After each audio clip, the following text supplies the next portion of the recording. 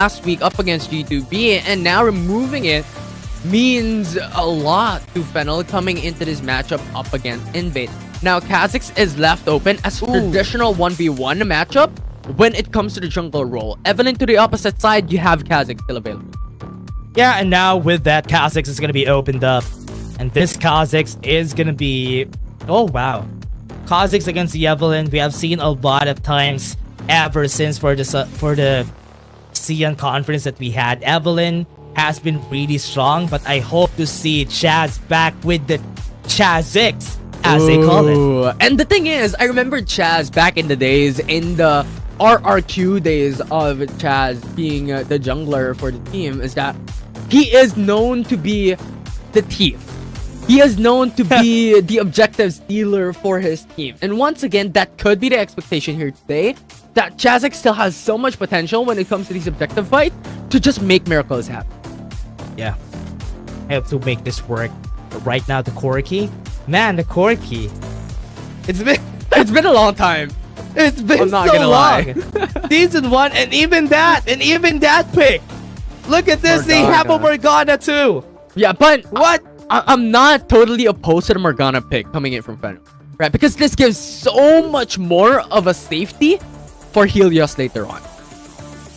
This is like a classic WCS pick that we see, and even a Season 1 pick for the Corki that we see right now. Danny picking up the Morgana is very characteristic for this guy, because ever since he has been so good with those AP champions, we haven't seen much of the AP champions come this season, but on the hands of Danny, he could make that work. Yeah, if there's one player who can make it happen, it is definitely going to be the bottom laner, the Dragon laner for Fennel into this game. But you know what, the Corki jumping in, and I'm looking at the perspective of the reason why Corki could happen coming in for the side of Invade.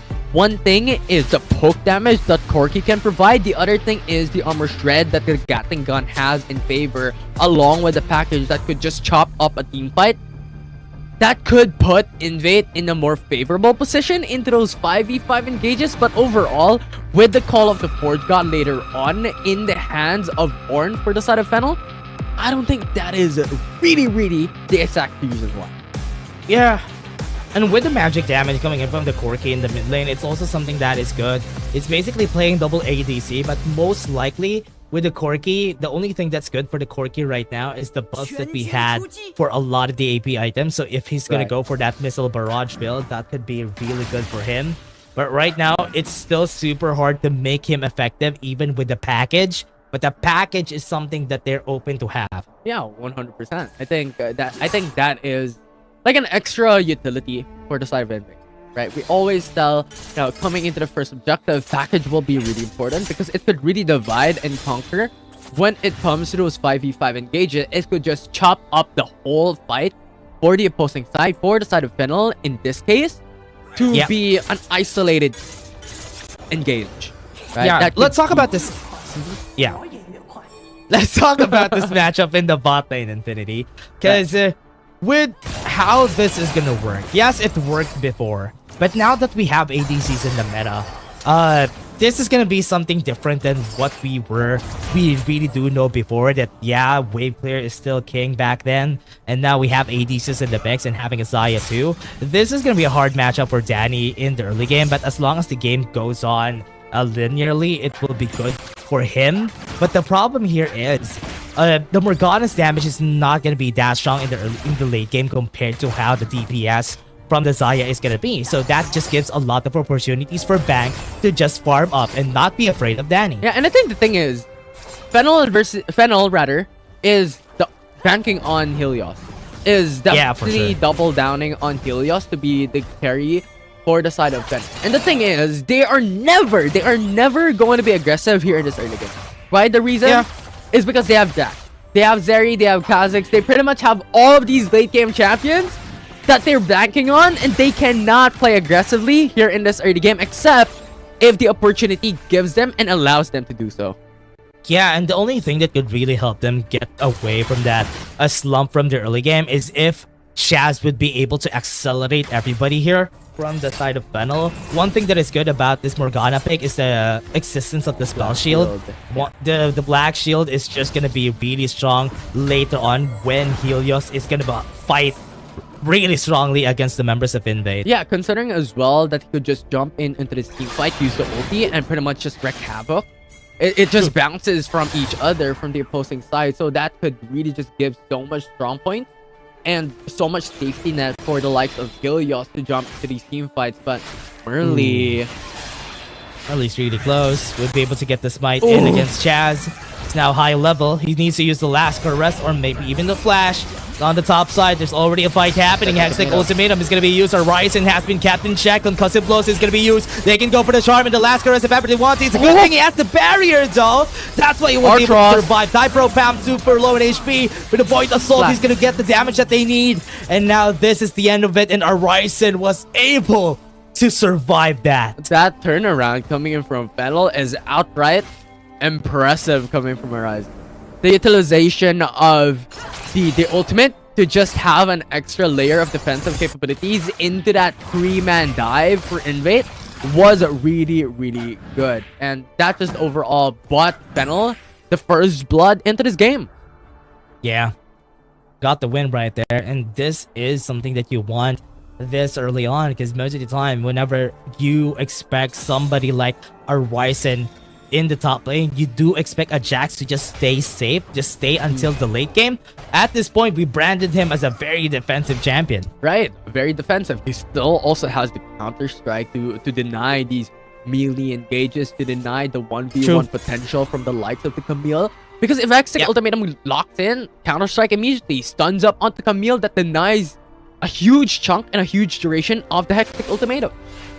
Yeah, and Chaz being in his element here, having the Kha'Zix, the right reaction, the right timing, still has it.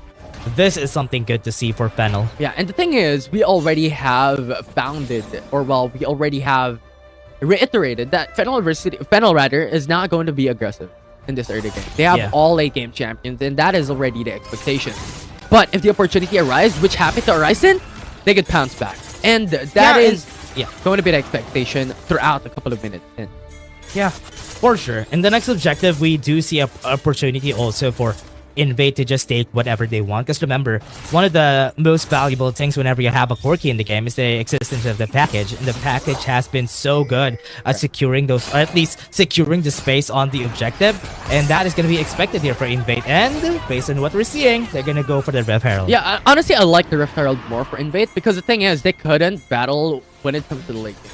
Well, they could, technically, because they have the double ADC available for their side. But the thing is, you still have Helios who could just change the tides of the game later on. Yeah, they get the knock up in the back line. Orthros, great start. He's gonna die in the process though, but it's a good thing Danny was able to get the stun up. No follow-up damage. Helios wasn't able to follow through, but they got a 1-for-1 and a trade on the objective. Yeah, and now Invade having Shelly in their favor could utilize it later on into the mid lane, secure the tower for his blood.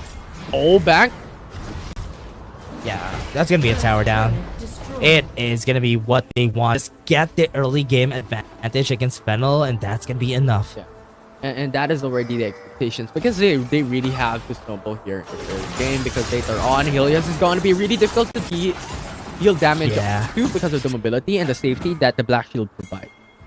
And at this point, that's going to be normal, right? Whenever they try to gank on Helios, that is going to be good. Look at this. They have the knock-up. They have it Invade. Look at what they're doing. Fennel is just going to be staying like this until they get the second or third item. Yeah, and look at the rotations coming in from Fennel, right? Because the mid lane first turret is already down. Mid lane tier 1 turret is already down. You have the switch of Danny and Helios. Helios now going into the bottom side, and Danny going into the mid lane, because he always want that safety onto Helios for the side of Fennel, because he will be the carry for this team in the late game. Yeah. For now, one of the problems that we have here is that compared to how effective a Ziggs could be on the hands of Danny, the Morgana doesn't really have that much. I mean, they have wave clear, yes, but the problem there is how effective the wave clear is gonna be for a Ziggs compared to the Morgana. You do need to wait for that tormented soil to be effective, and that could really hold back Fennel here. Danny is a little bit in danger to have Marley in the backside, and this is the reason why, you know, getting the mid lane tier 1 turret is such a pivotal move for any of these two teams, or well, generally for League of Legends Wild Rift, because it gives you so much map control. And if you have Evelyn as well on top of that, it gives so much space for her to be able to roam around the map and gain potential kills, gain potential gank. Yeah. For now, Invade is still looking for any chances that they can get, that maybe they can take some side lane turrets right now. But for now, they wouldn't be able to get anything much. Invade is slowing down the phase, which is not what you want at this point in the game. You should not wait for Helios to get strong. Definitely. And I think that's also considering how Fennel is playing out this early. They're hugging the turret. Danny is playing really safety as well coming into the mid lane. And you have Chaz shadowing the bot lane. So much safety built into Fennel's playstyle here in the early game. Yeah. Merly? Right now, Chaz has already dealt some damage. Barely got the last caress already. Nobody's gonna be seen here. Why they call it the Forge God. Great help from Orthros from far away. But that was just unfortunate because they're now losing a huge ultimate coming in for the side of Fennel. But really good zone away coming in from the same team as well. 4 people in the bot lane. Orthros already low.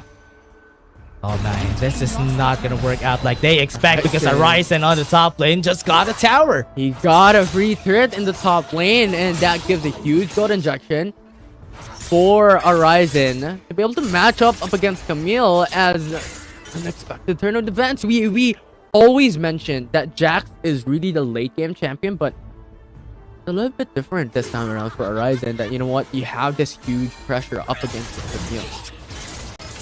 I don't even brand Jax at this point like a late game champion anymore, because at this point in Wild Rift, he doesn't have the same damage that he had during the start, right? During the start of Wild Rift, Jax was such a menace to deal with, and with Jax in the jungle, remember back then Long was able to carry his team at his back, but now it's not the same. Jax is more of a defensive option just for you to have someone to split push and maybe have a stable lane against a lot of the other lanes, for example like a Fiora, like a Camille, and that's why what you just need for Horizon is just to stay alive. Yeah, definitely do so, and especially how Horizon has been playing for Fennel for the longest time since the very beginning. Has been playing it really safe all throughout the top lane every single matchup. He's utilizing and giving so much space for Fennel overall. Infernal Drake now being started by the side of INV.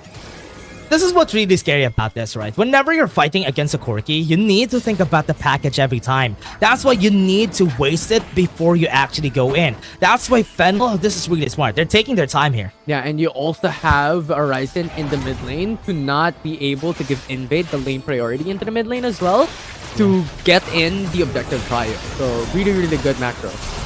Puts in the red carpet. It's not yet there. Wasn't able to get the Valkyrie in. They have to call it the Forge God, and now a lot of members are kept here in check. Pro Fam was able to deny it, and they still got it. Chance was able to get the dragon. Invade is now collapsing in front of the members right here of Fennel. They can get the ace. Asriel was able to run away, but that's 4 kills together with the dragon coming in for Fennel, and I think this is going to be the 5th one. Asriel is not going to stay alive. That's an ace for Fennel. They're not giving any breathing room for Invade coming out from that fight, and we always say, Chaz, when it comes to objective, I think there's no other better thief in League of Legends Wild Rift than Chaz. But looking back in that fight, it was Azrael who went in to engage onto Danny, lock him out. But the thing is, you also have called the Forge God that you have to be wary about. And while that's happening, it's Horizon batting up against Bang. Right? So when it comes to it, it is Horizon who's shoving off huge chunk of damage onto the side of Invade, while the rest of the crew is targeting onto the objective, and that just gave Fennel so much advantage onto the latter part, getting the Drake, getting objectives, and getting kills. Yeah.